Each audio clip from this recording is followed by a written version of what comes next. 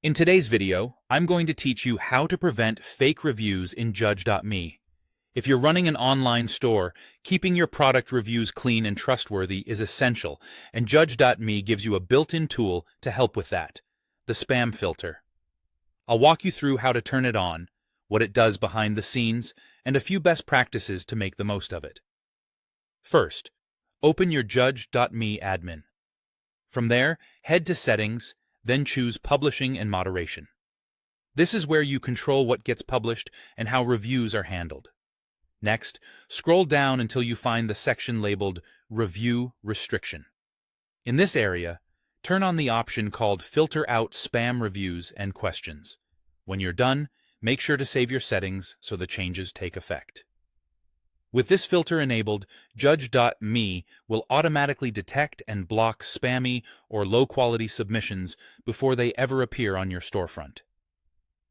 Think of it as a gatekeeper, quietly screening out obvious bot posts and suspicious entries in the background. You don't need to constantly monitor every single submission, because the system applies a set of signals to decide what looks like spam and keeps those out of public view. So where do those blocked items go? Anything flagged as spam is moved into the Spam tab in your Judge.me admin. This is your review queue for content that didn't pass the filter. From there, you can quickly scan what was caught, and if you see a legitimate customer review that was misclassified, you can restore it with a click. That safety net is useful if you have a diverse customer base or receive many reviews at once and want to be extra cautious about false positives. A few tips to keep things running smoothly. Check the Spam tab occasionally, especially during peak sales periods or after marketing campaigns when review volume increases. This helps you catch rare but possible misclassifications. Also, let your support team know the filter is active, so they can reassure customers that their genuine reviews are still being received, even if they don't appear instantly. And remember to save your settings whenever you make changes.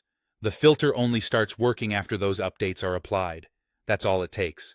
By enabling the spam filter in Settings under Publishing and Moderation, turning on Filter Out Spam Reviews and Questions in Review Restriction, and saving, you create a strong first line of defense against fake reviews.